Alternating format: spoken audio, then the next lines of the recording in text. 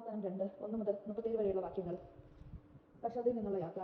കർത്താവിനോട് കൽപ്പിച്ച പ്രകാരം നമ്മൾ തിരിച്ച് ചെങ്കടലിലേക്ക് വഴിയിലൂടെ മരുഭൂമിയിലേക്ക് യാത്ര ചെയ്തു. അനേകം ദിവസം നമ്മൾ സേർ മലയിലേക്ക് ചുറ്റും നടന്നു. അപ്പോൾ കർത്താവിനോട് ആജ്ഞാപിച്ചു, നിങ്ങൾ ഈ മലയ്ക്ക് ചുറ്റും നടന്നത് മതി, വടക്കോട്ട് തിരിയുവിൻ, ജനത്തോട് കൽപ്പിക്കുക, സെയീറിൽ താമസിക്കുന്ന ഏസാവിന്റെ മക്കളായ നിങ്ങളുടെ സഹോദരന്മാരുടെ മാതൃയിലൂടെ നിങ്ങൾ കടന്നു പോകാൻ തുടങ്ങുകയാണ്. അവർ നിങ്ങളെ ഭയമായിരിക്കും, എങ്കിലും നിങ്ങൾ വളരെ ജാഗരൂകരായിരിക്കണം. അവരുമായി കലഹിക്കരുത്. ഏസാവിന് സേർമല ഞാൻ അവകാശമായി നൽകിയിരിക്കുന്നതിനാൽ അവരുടെ രാജ്യത്തിൽ കാലുകുത്തുന്നതിന് വേണ്ട സ്ഥലം പോലും ഞാൻ നിങ്ങൾക്ക് തരികയില്ല. നിങ്ങൾക്ക് ആവശ്യമായ ആഹാരം അവരിൽ നിന്ന് വില കൊടുത്ത് വാങ്ങണം. കുടിക്കാനുള്ള വെള്ളം പോലും വിലയ്ക്ക് വാങ്ങണം. എന്നാൽ നിങ്ങളുടെ ദൈവമായ കർത്താവ് നിങ്ങളുടെ എല്ലാ അധ്വാനങ്ങളിലും നിങ്ങളെ അനുഗ്രഹിച്ചിരിക്കുന്നു. വിശാലമായ ഈ മരുഭൂമിയിലൂടെയുള്ള നിങ്ങളുടെ യാത്ര അവിടുന്ന് കാണുന്നു. അവിടുന്ന് 40 സംവത്സരവും നിങ്ങളുടെ കൂടെ ഉണ്ടായിരുന്നു. നിങ്ങൾക്കൊന്നും കുറവുണ്ടായില്ല.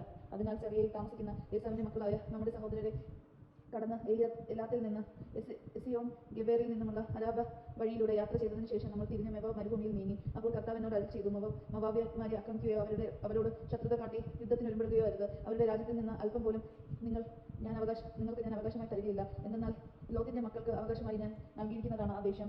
പണ്ട് ഏമിയർ അവിടെ താമസിച്ചിരുന്നു.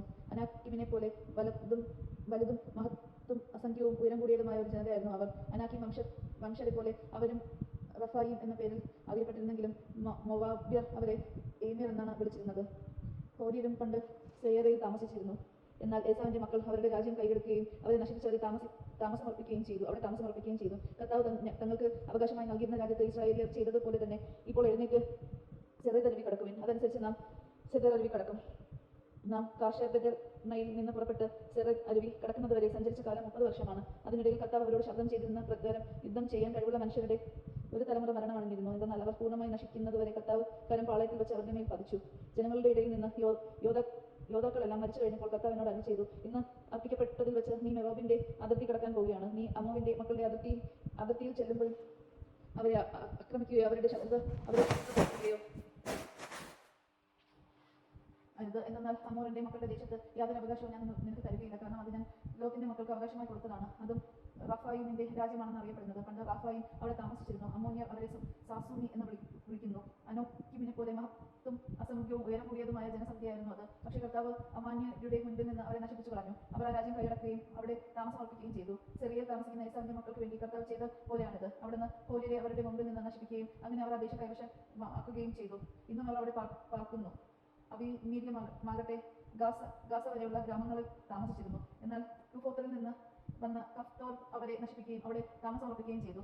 എഴുന്നേറ്റ് പുറപ്പെടുവിൻ, അനോൻ അരുവി കടക്കുവിൻ. ഷെഹ്ബോണിലെ അമോര്യ രാജാവായ സിയോനെ അവന്റെ രാജ്യത്തെയും ഞാൻ നിങ്ങളുടെ കൈകളിൽ ഏൽപ്പിച്ചു തന്നിരിക്കുന്നു. പടവെട്ടി പിടിച്ചടക്കാൻ തുടങ്ങുവിൻ. ഇന്ന് ഞാൻ ആകാശത്തിന് കീഴിലുള്ള സകല ജനങ്ങളിലും നിങ്ങളെക്കുറിച്ച് ഭയവും പരിഭ്രമവും ഉണ്ടാക്കാൻ തുടങ്ങുകയാണ്. നിങ്ങളെക്കുറിച്ച് കേൾക്കുമ്പോൾ അവർ ഭയം നിറയ്ക്കുകയും നിങ്ങളുടെ മുൻപിൽ വിളങ്ങരിക്കുകയും ചെയ്യും. സീഹോന്റെ രാജ്യം കീഴടക്കുന്നു. അപ്രകാരം ഞാൻ കേദാമത്ത് മരുഭൂമിയിൽ നിന്ന് ഷെബോനിലെ രാജാവായ സീയോന്റെ അടുത്തേക്ക് സമാധാന സന്ദേശവുമായി ദൂതന്മാരെ അയച്ചു. നിങ്ങളുടെ രാജ്യത്തിലൂടെ ഞാൻ കടന്നു പോയിക്കൊള്ളട്ടെ. വഴിയിലൂടെ മാത്രമേ ഞാൻ പോവുകയുള്ളൂ. ഇടം വലം തിരിയുകയില്ല. ഭക്ഷണം കുടിക്കാൻ വെള്ളവും നിങ്ങളിൽ നിന്ന് ഞാൻ വിലയ്ക്ക് വാങ്ങിക്കൊള്ളാം. കാൽനടയായി കടന്നു പോകാൻ മാത്രം അനുവദിച്ചാൽ മതി.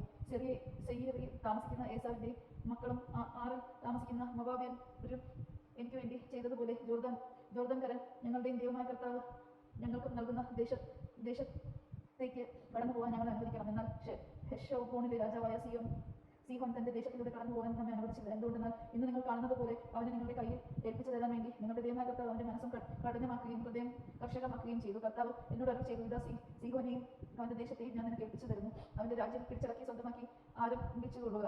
പിന്നീട് സീഹോനും അവന്റെ ജനമൊക്കെയും കൂടെ നമുക്കെതിരായി യഹാസിൽ വെച്ച് യുദ്ധത്തിന് വന്നു.